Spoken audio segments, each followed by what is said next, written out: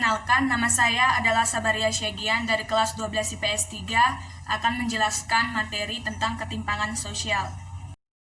Ketimpangan sosial identik dengan suatu perbedaan yang mencolok antara satu keadaan dengan keadaan yang lainnya. Namun demikian, tidak semua perbedaan itu dikategorikan sebagai ketimpangan sosial. Apa yang menyebabkan terjadinya ketimpangan sosial? Suatu ketimpangan sosial disebabkan oleh dua faktor. Yang pertama adalah faktor alami dan yang kedua adalah faktor non-alami. Faktor alami itu merupakan suatu faktor yang terjadi bukan karena kehendak dari manusia ataupun perbuatan dari manusia, melainkan kehendak dari Tuhan. Contohnya adalah perbedaan sumber daya alam, dan yang kedua adalah letak dan kondisi geografis.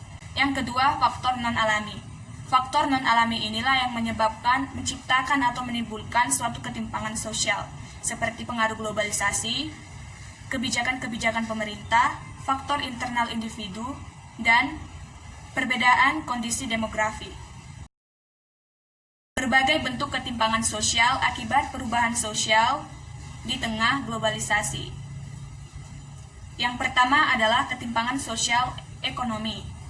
Kondisi perekonomian suatu masyarakat atau suatu negara ditentukan oleh faktor ekonomi dan non-ekonomi yang saling berinteraksi.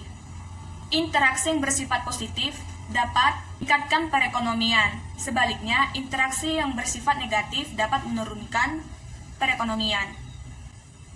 Jadi, jika dalam suatu masyarakat melakukan suatu interaksi yang bersifat positif berlangsung secara intensif, maka ketimpangan sosial ekonomi pun terjadi. Adapun bentuk-bentuk ketimpangan sosial tersebut yaitu yang pertama, ketimpangan sosial ekonomi antara kelompok yang kaya dan kelompok yang miskin. Yang kedua, ketimpangan antara pemilik modal dan juga buruh. Yang ketiga, ketimpangan pembangunan yang dipengaruhi oleh kebijakan pemerintah. Terakhir adalah ketimpangan antara kota dan desa. Demikianlah penjelasan mengenai ketimpangan sosial dari saya. Jika ada tutur kata yang salah, saya mohon maaf.